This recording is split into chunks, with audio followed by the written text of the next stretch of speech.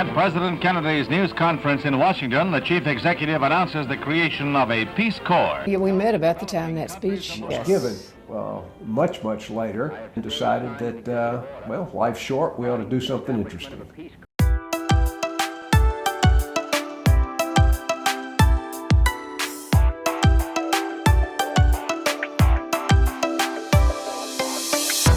Hi, I'm Brenda, and welcome to actTWO Stories, where we show you all kinds of ways to reinvent yourself, especially if you're 50 plus.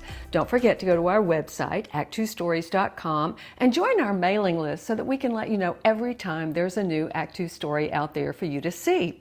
Now, I don't know about you, but when I was younger, I thought about joining the Peace Corps. Well, Dave and Judy Smith did after they retired. Judy had been a nurse, Dave had been in pharmaceuticals, had even run a cattle farm, and in 2010 they left for Niger, a country in Africa located between Libya and Nigeria, to begin training in one of the hottest, poorest countries in the world.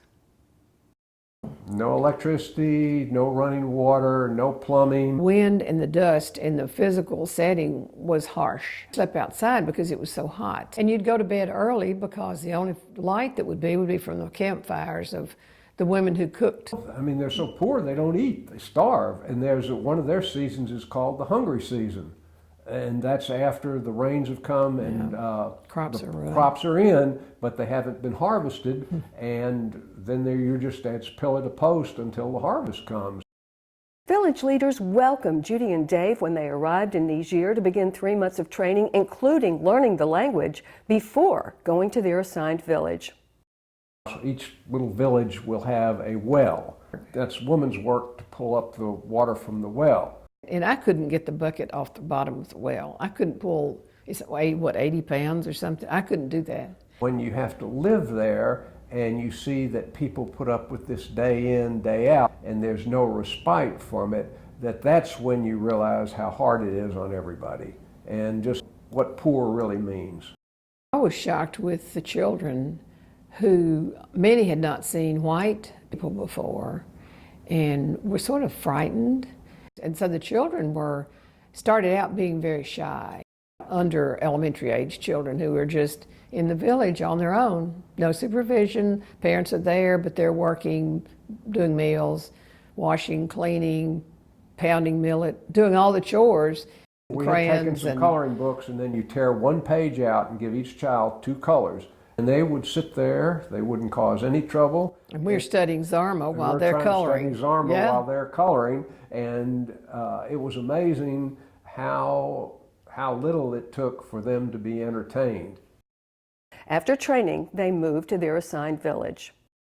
These people had not been exposed to Americans that much, and I think just the fact that they saw that we were not bad people and accepted us. Within a week, we were a part of that new village, weren't we? Yeah, we were definitely a part of the village.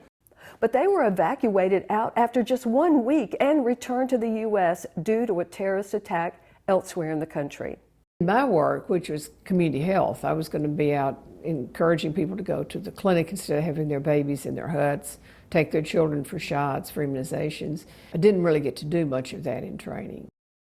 A few months later, they were on their way to a new country, Armenia, formerly in the Soviet Union and located between Turkey, Georgia, and Azerbaijan.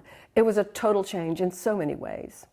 Of course, the climate was totally different, cold. We had to repack from summer hot clothes to winter and buy down coats. And you've got running water, may not run all the time. Most of the time, you had electricity. A lot of rain, so there were plenty of fruit. There was plenty of fruit and vegetables.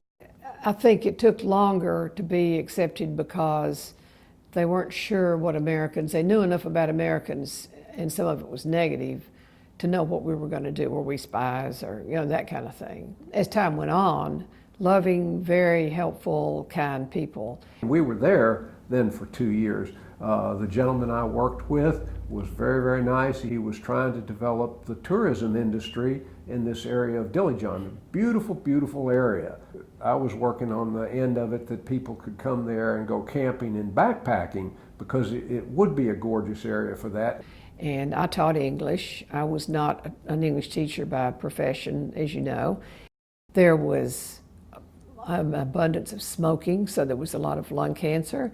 Many people had diabetes, heart disease, all of the chronic diseases that health education would have helped. So we tried to work some of that into the English classes. While away, Judy and Dave sent home reports about their Peace Corps experiences, and they brought back memories of their service from both Niger And yeah, Man's hat in Niger.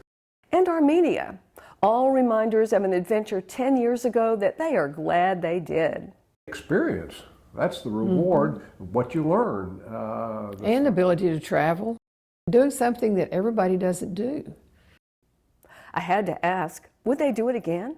If we were a little younger, we might do it again. Right. I would do it again. Yeah, I would if I were younger and stronger. Their advice if you're interested in the Peace Corps. First thing I would recommend is think about yourself and what kind of conditions you feel like you could live in. A little bit True. of this kind of know That's true. yourself. Is it going to change anything? No. You're not going to change the world, You're but not you gonna can change. You can change a couple a people that small you interact with, and that's what you should shoot for. I hope that from it will come renewed understanding by people all over the world of a common desire for peace. I hope out of it will come a better life for all mankind.